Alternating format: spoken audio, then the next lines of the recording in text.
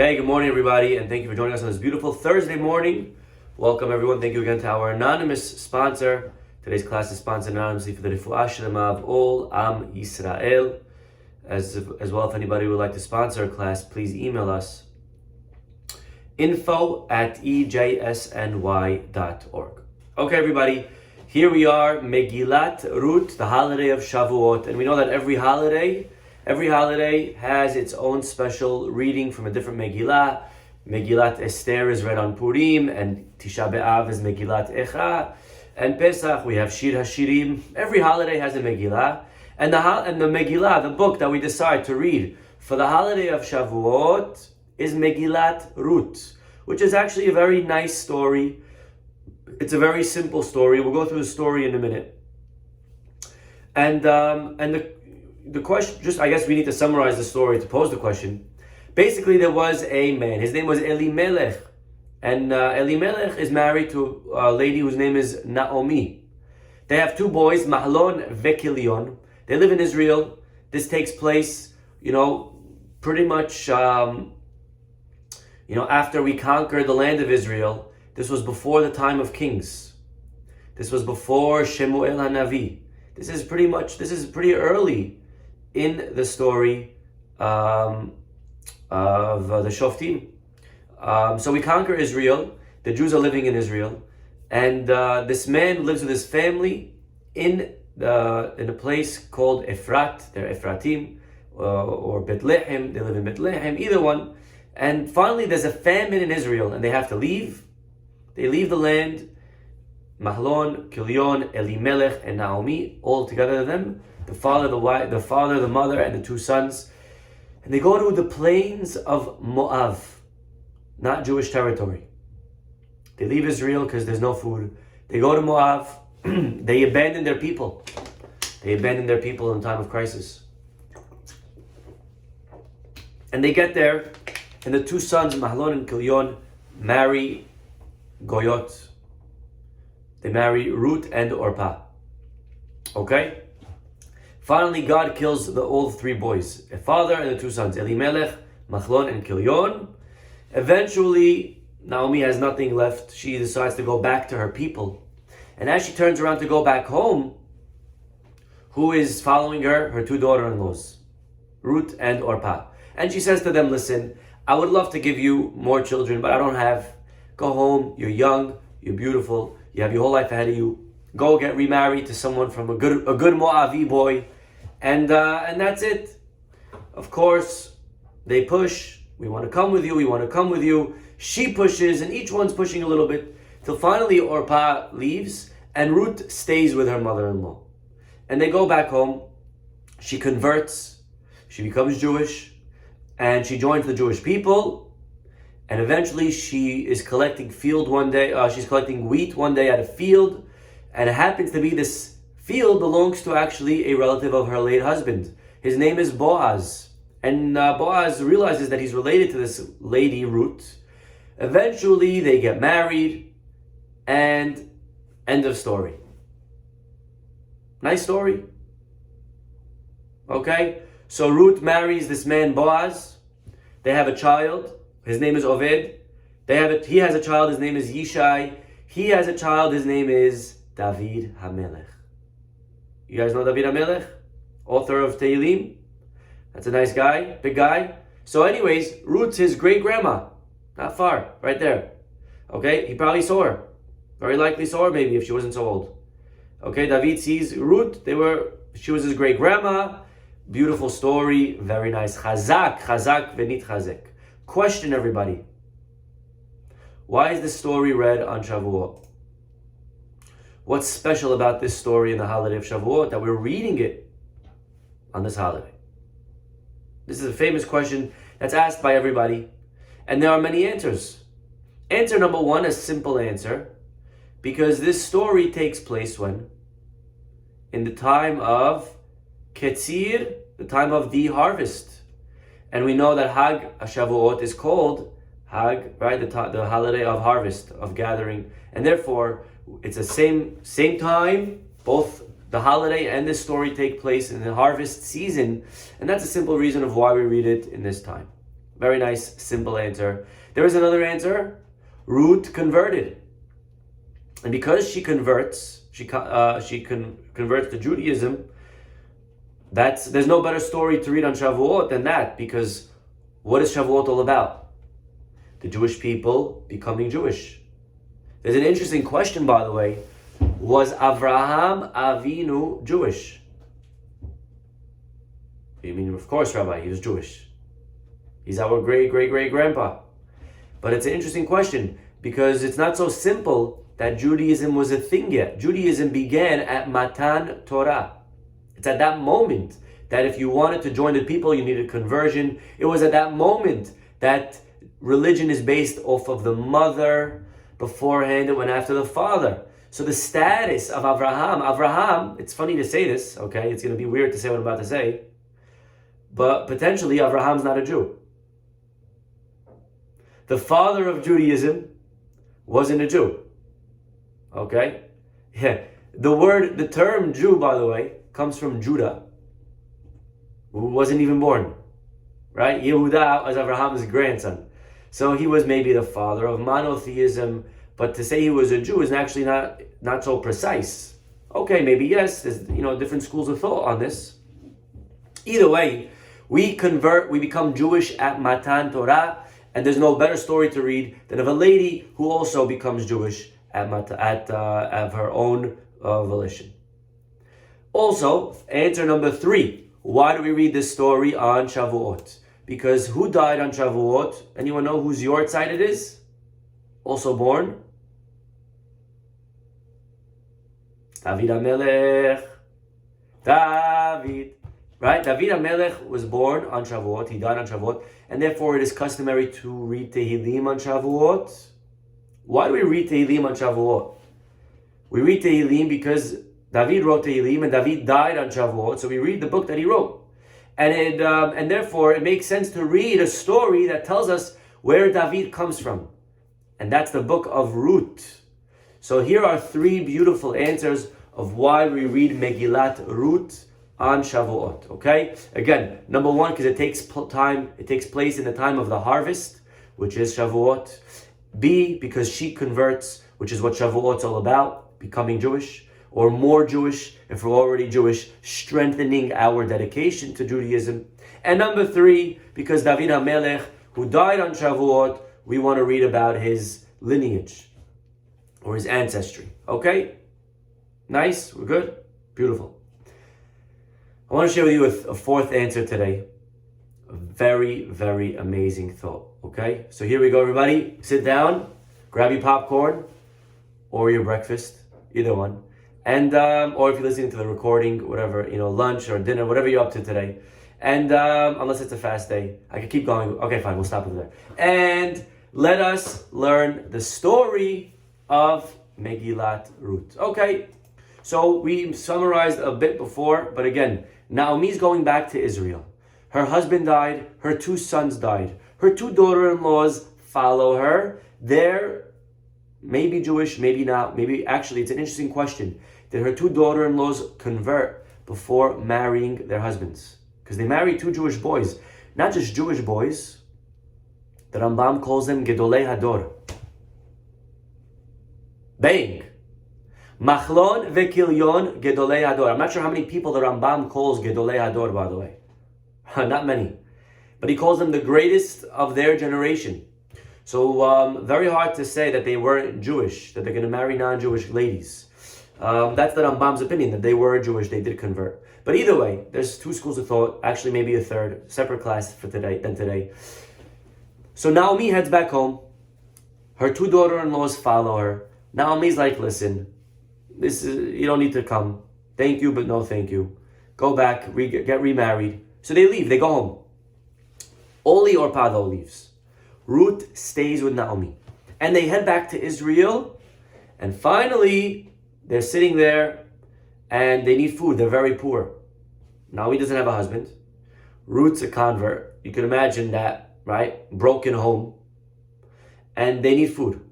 So Naomi sends Ruth. She says, listen, go out, try to get us some wheat. Back then, today, tzedakah, you call up a guy, his secretary answers. You say, hi, I'm here to collect for this organization. She puts you on hold for 10 minutes. She says, okay, he's going to write you out a check. And that's how today tzedakah is given.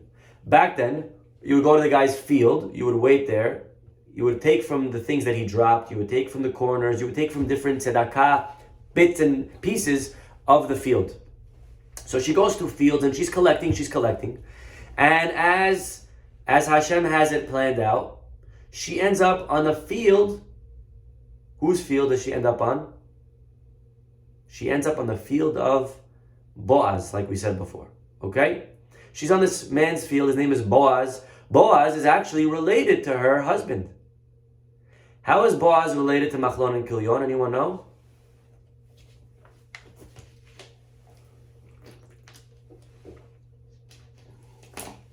Again, Ruth's husband died. Boaz is her husband, her late husband's first cousin. Right there. First cousin. And she don't know it's his first cousin. Anyways, Boaz comes home. He sees this lady is very modest. The way she's bending down to collect the wheat was very, very modest, very appropriate. He was very impressed.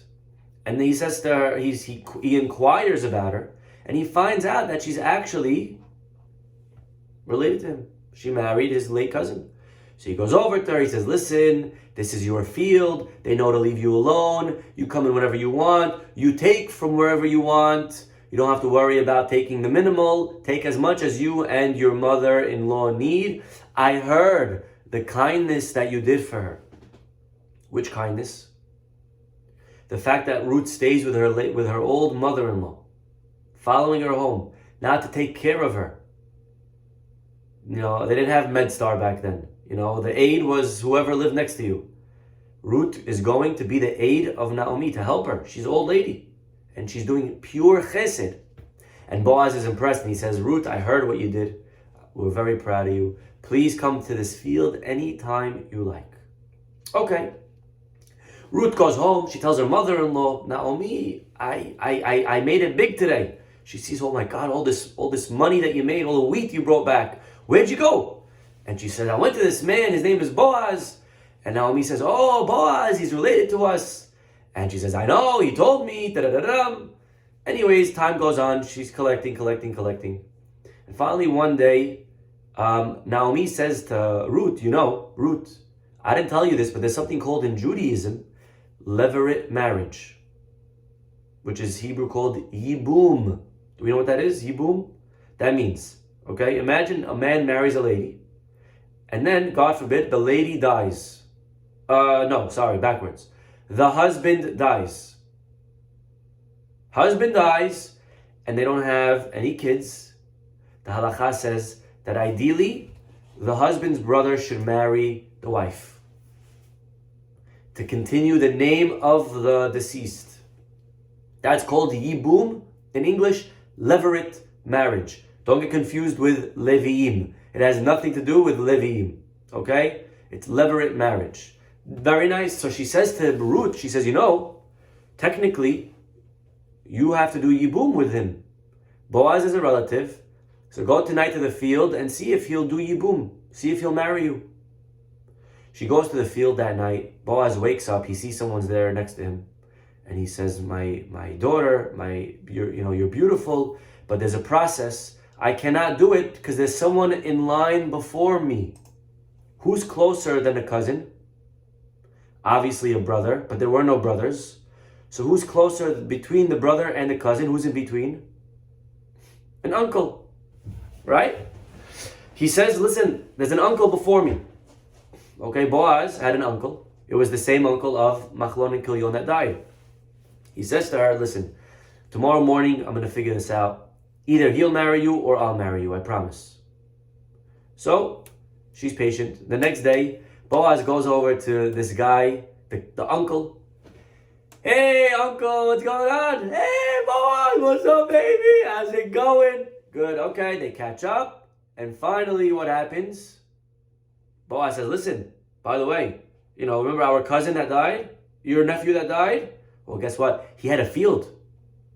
Would you like it? He says, yes, sir. You don't have to ask me twice, 100%.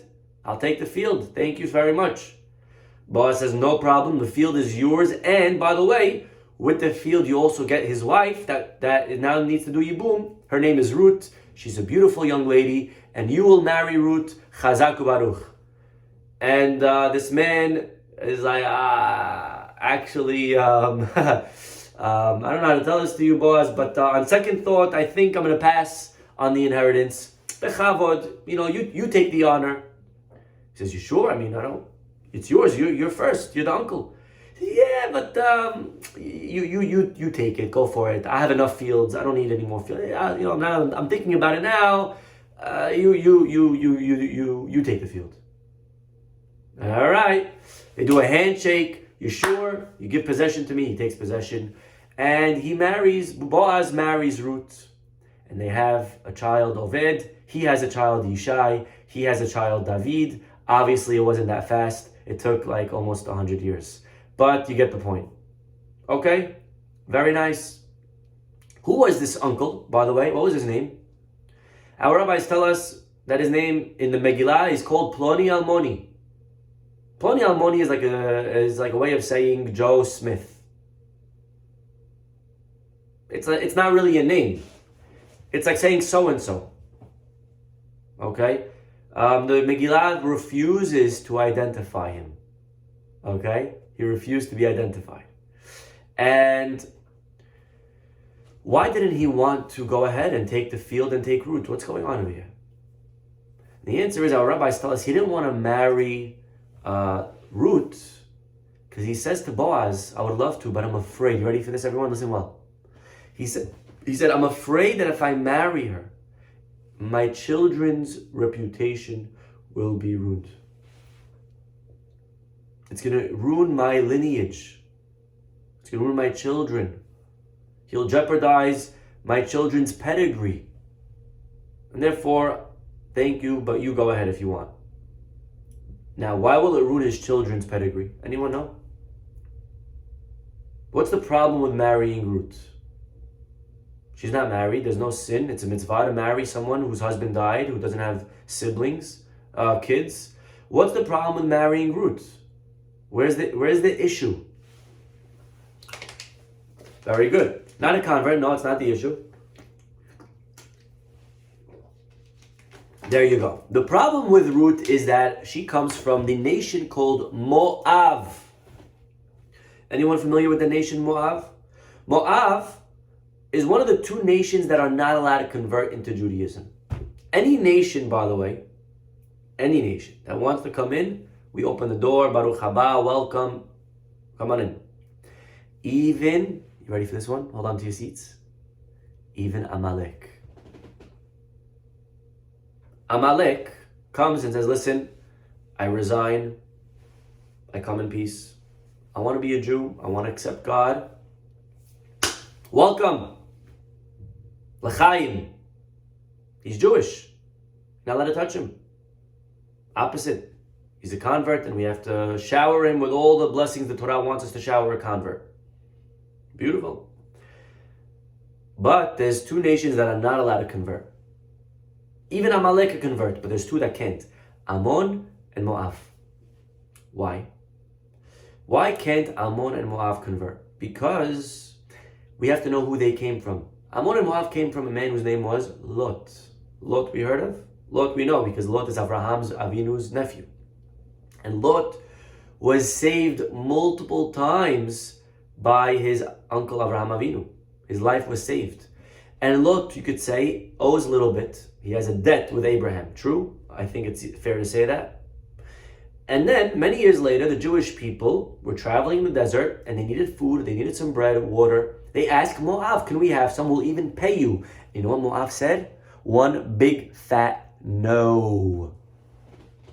And God says, excuse me, that's your appreciation? That's your gratitude? That's your thank you? There's no room for such people in Judaism. Ingrates are not welcome.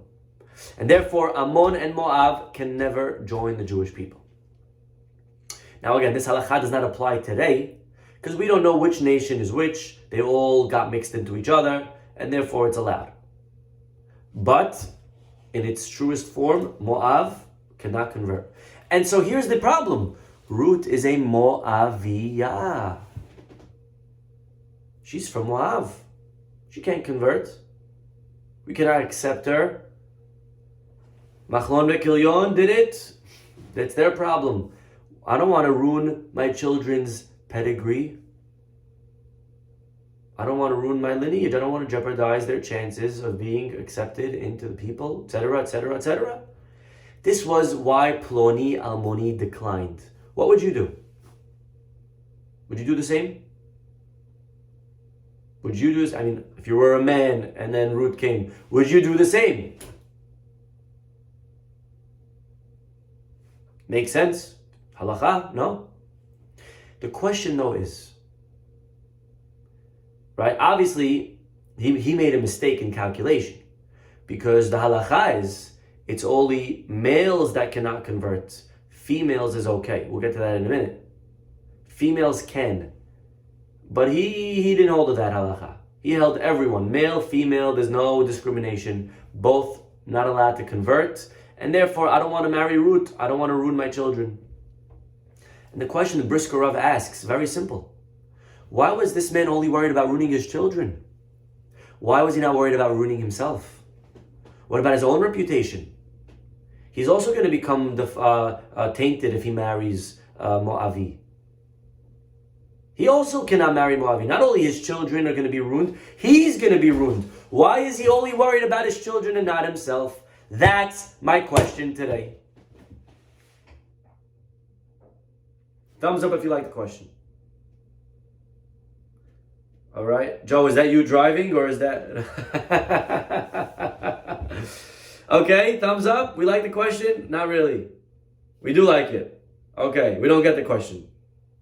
Okay? Question one more time. Why is this man, so-and-so, that's his name, Ploni Almoni, why is he only worried about his children being ruined? Why is he not worried about himself being ruined? According to his logic that you're not allowed to marry a Moavi. He himself will be in our problem. I'll give you an example. You know, a guy's going to marry a Goya. I don't want to marry a Goya. I'm scared about my children. Forget your children. You yourself, you're going to be now labeled and you're going to be abandoned. No one's going to want to be with you because you married a Goya. Right? Good question. And the answer is very powerful. Here we go. Later on, we have to fast forward a little bit, okay? Can we fast forward? Fast forward, and we're learning a lot of Navi today. Fast forward a few generations. There's a king now in Israel, roots long, but back many years ago. This is 80 years later. I don't know how many years later. Okay, 100 years later. Ruth, not Ruth. Ruth's gone. There's a king. His name is Shaul. Shaul HaMelech. And at the time of this king Shaul, they were fighting a group of people called the Pelishtim, the Philistines. Some things never change. Okay, they're fighting the Pelishtim, and all of a sudden, David, who was a little kid at the time, he comes to see his brothers to bring them some water, and all of a sudden, he sees that there's this giant called Goliath, who's taunting the Jewish people. He's walking back and forth and taunting, and David's like, "Why are you guys taking this nonsense from him? Get him out of here! Get him out of here! Kill him!" And they're like, "All right, listen, David, it's not so easy. Did you see the size of that guy?" David's like, "All right, I can do it. I got him." Like, "All right, listen, take it up with the king. Go to the king, ask him." Okay. So David goes over to the king, Shaul HaMelech. This is an interesting encounter because Shaul is the current king, and we know that David eventually becomes the next king. And what happens is, David says, "Hey, let me fight him. And Shaul's like, "Who said that?" David's like, down here. It's like, "Oh, what's up, little kid? What do you want?" He's, I want a piece of this guy, Goliath." He's, "All right, listen, kid, go home, play with the toys. We don't need to lose more men today." He's like, no, I could do it. I'm telling you, I'm strong. I look small. I fought lions and bears. I could do it. He says, "All right." He takes off his armor to give to David. He says, "You're going to need this. Good luck, kid." And he puts it on David, and David was a short kid. Shaul's a very tall man. And the armor fit like a glove. And when everyone saw that, there was already conspiracies that David's going to be the next king. And as David's heading out to fight Goliath, Shaul inquires, because he also promised his daughter to the man that defeats him. So Shaul's thinking, who is this guy? Is he potentially, a king? So he asks his general, who is David's father? He says, David is from Yishai, Jesse. He says, no, I know he's from Yishai, but I'm wondering, who is his great-great-great-great-great-grandpa all the way back from Yehuda? We know Yehuda had two sons, Peretz and Zerach. Zerach is going to have chiefs, but the kings will only come from Peretz. When we pray in Lecha Dodi Al Yad Ish Ben Parzi, we're not saying Parsi, Persian. We're not saying that. We're saying Parzi. Okay? Peretz, Mashiach's going to come from Peretz. Okay. So the general says, yeah, he's from Peretz. So already there were two signs and a lot of rumors going on that David's potentially the next king. Anyways, who walks into this huddle over there that's going on this battlefield? A man by the name of Doeg Ha'adomi. This is in the Gemara, what I'm telling you now. Yevamot, page Ayin Vav. Okay, 76, a very interesting Gemara. Doeg walks into this huddle. He says, hey guys, what's going on? Now, Doeg Ha'adomi, you should know, was one of the greatest rabbis of the time. He was the head of the Sanhedrin. And he was called Adomi. What's Adom? Red. Not because he was red, but he was so sharp that when he walked into the room, everyone would start sweating and turn red because they were afraid of his sharp questions that he would ask. Okay, that's how brilliant this guy was. And the Gemara says about Doeg that he was one of the few people that en lo chelek le'olam haba. He lost his portion in the world to come because he spoke Lashon Hara. Again, not going to get into the details right now. But this is Doeg. This is him. Anyways, he walks into the huddle. He's sitting down there. And he says, what are you guys discussing? What's going on? What's the latest? And they say, we're just this guy over here, potentially the next king. Who's that? He says, David. Look, David's the next, he has all the signs. So Doeg starts laughing. He says, before you wonder if he's a king, you should first ask if he's even Jewish. What are you talking about? Of course he's Jewish. Says Doeg, he's not Jewish because he comes from Ruth, who's a Moaviyah. She's from the nation of Moav, not allowed to join the Jewish people. The Pasuk says, Lo yavo Amoni v'Moavi. So he's not even Jewish. Forget about king. Don't worry, guys, nothing to worry about. So they say back to him, they say, actually, Doeg, we have an answer for you on this one. The Pasuk says Amoni and Moavi, which is masculine, male. But feminine, female, they're allowed to convert. The Pasuk doesn't speak about them. Ammonit, Moaviyah is okay. Females is okay to convert. So Doeg laughs. He says, come on, you going to pull that one on me? You guys don't know me already? I don't buy it for a second. He says, what do you mean? Why not? He says, listen, come on. You want to play male-female games? So when the Torah says that a mamzer cannot marry, you want to also say only males but females is okay? You can't play word games. The Torah writes things in the masculine form, but it's inclusive. You can't discriminate here but not there. You got to pick and choose. So they were shocked. Till finally, they said, actually, but Doeg, there's a reason here. The reason that they can't convert is because they didn't give us bread and water in the deserts. But that's all he expected of men. Women, it's not appropriate for a lady to come out and greet a man in the desert, and therefore they're not held accountable. They could convert. And finally, Doeg asks one home run question that they don't have an answer for. And Doeg says, you're right. Can't greet the men, it's not appropriate. But they could greet the women. Bang! End of topic, end of convo. See you later, guys. David's not Jewish. Go home, enjoy your coffee. I'll be here till Thursday, ladies and gentlemen. And that was about to be the end of the conversation. And the Gemara then has all of a sudden maybe one of the most shocking endings. You ready for this one? Don't try this at home. A man comes in, takes a sword, sticks it in the ground, and says, I have a tradition that it's only men that can't convert. Women is okay. And if you have a problem, come to the sword.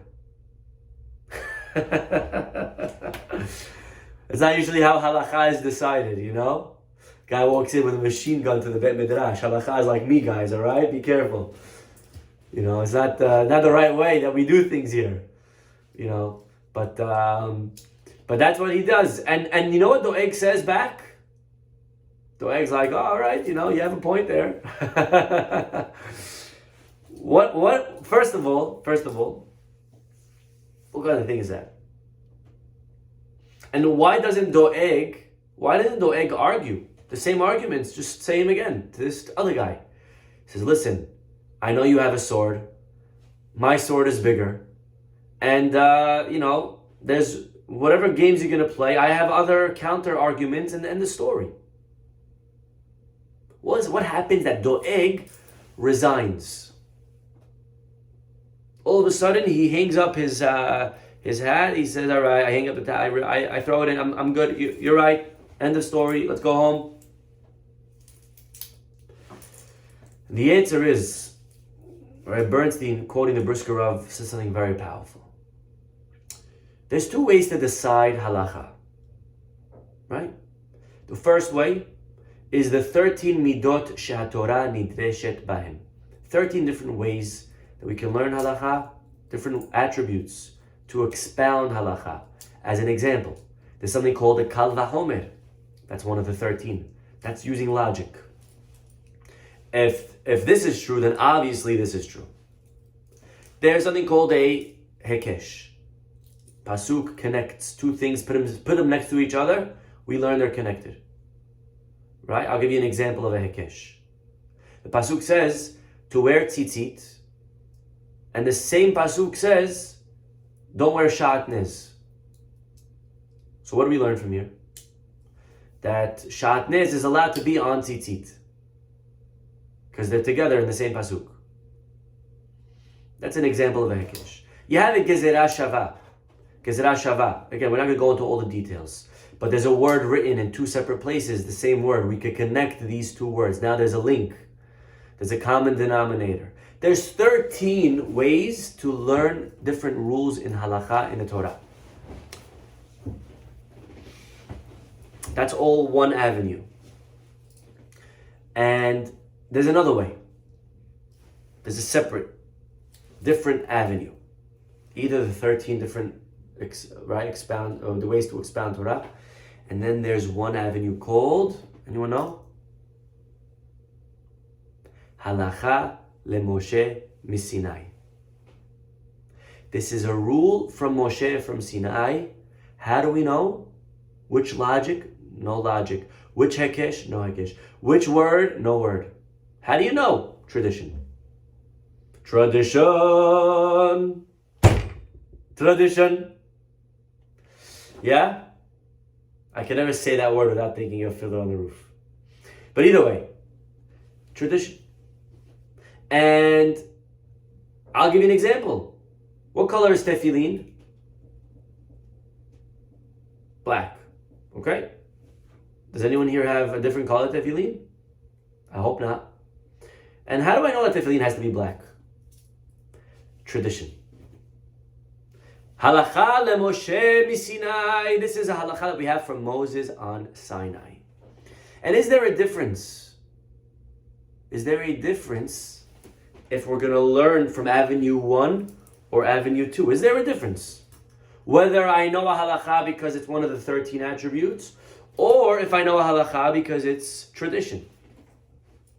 Can anyone think of a difference between the two? Does it matter? You may say no, it doesn't matter. Please open up to the laws of Rambam Halachot mamrim, laws of a rebel. Okay, that's a fun one. The laws of a rebel. And the Rambam writes in chapter 2, halacha 1. Beit Din HaGadol, the head court, Supreme Court. Shedarshu be'achat min hamidot. Imagine, says the Rambam, the Supreme Court has a ruling. Kefi ma shenir'eh be'einehim. A ruling that seems, according to them, makes sense. She'adin kach v'danu din. And they made a certain verdict. They came out with a verdict. Imagine the Supreme Court came out with a verdict. Roe v. Wade, whatever it is, they came out with a verdict. This is the law. Now that has precedent forever, right? The Rambam says, what happens if Amad Aharehem Beit Din Aher? What if now another Beit Din comes? Now, 50 years later, there's a new sheriff in town. There's another Supreme Court. And they want to undo that ruling, that verdict. They feel the first court was mistaken. They want to issue a new ruling to suspend the rules of a separate Beit Din. Is that allowed? Is that allowed? They want to nullify a positive, a verdict that a separate Beit Din issued. Is that allowed or no?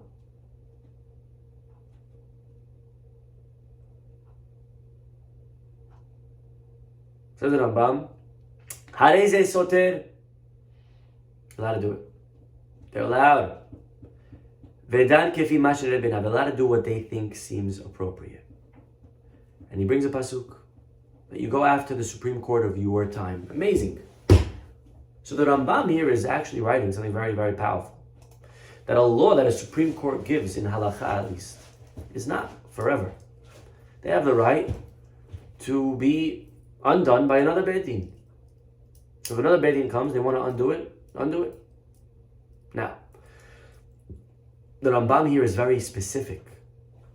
It's only true with if it's achat min hamidot, if it's a ruling that was decided because of one of the 13 attributes, avenue number 1. There you can undo it if you're a later Supreme Court. But if it's a rule or a halacha that we have from avenue number 2, halacha Moshe Sinai, tradition, right? If it's tradition, you're not undoing it. Nobody can undo tradition. And that's the difference, by the way, whether halacha exists because of Avenue 1 or if halacha exists because of Avenue 2. Does that make sense? Avenue 1 could be undone, suspended. Avenue 2 is forever. If it's halacha, if it's tradition, it's forever. And if it's just one of the 13, I mean, I say just, not loosely, not lightly at all. But if it's one of the 13, then it can be undone by another Supreme Court. Okay, there's a lot of details to this halacha and ayin sham. But either way, here's what's going on. Doeg is the head of the Sanhedrin, right? And as such, he has the authority to argue on any ruling before any other Beit Din before him. True or no? Is he allowed? Yes. That's what we just read in the Rambam. He could argue on any other ruling that was ever issued, any verdict. He's the head of the Sanhedrin. He's a big rabbi. He could gather his Beit Din, Sanhedrin, gather your men, and make a different halacha. And so that's what Doeg's doing. And he's basically saying, listen, I'm not sure what happened until now, but to me, and I'm the head of the Supreme Court, roots no good. And let me prove to you logically this, that, the other. And that's fine. You're allowed to do that. Until someone plays the halacha leMoshe Sinai card. Once someone comes with a tradition, logic does not matter anymore. Halacha trumps all. Tradition trumps everything. And so once the man comes in and says, I have mekublani, that's the key word in the sentence. I have a Kabbalah. I have a tradition from halacha leMoshe Sinai. Dog says, oh, if that's the case, my entire argument's null and void, and I resign. Amazing. And the pasuk says, there's Tehillim. If you have a Tehillim, if they're ever giving it out, stay away from chapter 119. Okay, don't do chapter 119. It's because it's the longest one. Unless you like reading and you want to read, and that's beautiful, then do chapter 119. But don't let them fool you into doing, I'll take 118, you take 119, you do 120. You'll be there for a half hour. 119 is very long. Why is 119 very long? Because 119 has the entire alphabet, 8 verses for each letter. So 8 psukim that begin with Aleph, then 8 psukim that begin with Bet, then 8 that begin with Gimel. Dalet. Hey, okay, very nice. So if you have a Tehillim, by the way, open it up. You'll see exactly what I'm talking about. But here we go to chapter 119. And when it comes to the letter Shin, second to last letter, look at this. Boom. 176 Pesukim. Which, by the way, the longest Masechet also has 176 pages. And the longest parasha in the Torah, which is next week, Naso. Take a guess, guys. How many Pesukim in parasha Naso? Okay, just want to double check. 176. Okay, so that's an interesting number, 176. Not sure what the significance is, but it is significant. Either way, take a look at this pasuk. David writes, when it comes to the letter Sin, Sarim redafuni hinam umedevarecha pahad lebi. There were sarim, tried chasing me around. Okay, chieftains. Sarim is a sar, is a head. Sarim, princes, have persecuted me. Without reason, chinam, for no reason, like sinat chinam, for no reason. Umedevarecha pahad lebi, my heart thrills at your word. And then he continues the next shin, the next letter. Sas anochi alimratecha kemotze shalarav. I rejoice over your promise as one who obtains great treasures or spoil. And we read these pasukim and we wonder what's the connection between David rejoicing over your promise and people trying to persecute him. What's the flow over here? And says the Brisker Rav, maybe it's not the Brisker Rav, but Rabbi Bernstein says over here, Sarim redafuni chinam umedevarecha pachad libi. Princes have persecuted me without reason. And this is referring to who? Specifically to Doeg. Doeg is trying to get rid of me, says David. Doeg is trying to destroy me. Samrim redafuni. He's trying to say that I'm not Jewish. Umedevarecha pachad libi. Dibur means speech. What does Amira mean? Also speech. What does it mean? Vaydaber Adonai al Moshe lemor. What does that pasuk mean? God said to Moses, saying. Doesn't make sense. You didn't have to say twice. You could have just said Vaydaber Adonai al Moshe. What's lemor? Rabbeinu Bachya says, because every commandment that God gave Moses, there was the simple commandment, the straightforward pshat. And then there's the emor, the depth of it, the tradition of it. As an example, Vaydaber Adonai Moshe, God said to Moshe, wear tefillin. Lemor, it's got to be black. Vaydaber, shake a thing on Sukkot. Lemor, it's got to be 3 tfachim long. Right? So all the details of each mitzvah is the lemor. Says David, open up this pasuk, is so powerful.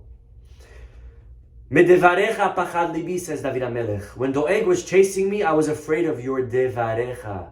When it came to the text, to the dibur, to explicitly what's written, I got very afraid. Because it's against me. I lose. I can't get married. I can't be Jewish. Moavi. Sas anochi al imratecha, but I rejoice on imratecha, on your lemor, on the deeper aspects of the Torah, on the traditions, on the halakha Moshe Misinai, on the Torah shebe'al peh, on the oral law. That's what allows me to be a Jew, says David HaMelech. And this is what happens exactly with Doeg. Doeg tries to get rid of him, and it causes fear. And the Amirah causes happiness. We go back to the story of so-and-so, Ploni Almoni. Let's wrap it up. It's very late, I know, I'm sorry. Look at this story, unbelievable. The Ploni, we asked the question, why is he only worried about his pedigree? Why is he only worried about his children? Why not himself? And the answer is, Ploni wasn't worried about himself. You know why? Because the Beit Din of his time, the Sanhedrin in his days, allowed a female Moavi to convert. That's what they allowed. And so he's fine. He is what we call in English today, Gucci. Okay? If you're not a millennial, you have no idea what that means. But it means good. He's good. Okay? He's fine. But the problem is what happens if in a generation or two or three, there's a new sheriff in town, there's a new Sanhedrin, and they decide to change the halacha. So I'm not worried about my kids, myself. I'm worried about my kids. Myself, I'm fine because the Beit Din today is okay with it. But that may change one day. It's going to change in many, many generations later. And again, me, you, Boaz, you're the head rabbi of the generation. You allow it. It's okay with me if it's okay with you. But how do you know that there's not going to be a guy like Doeg who's going to undo what you do? Who's going to try to destroy my lineage?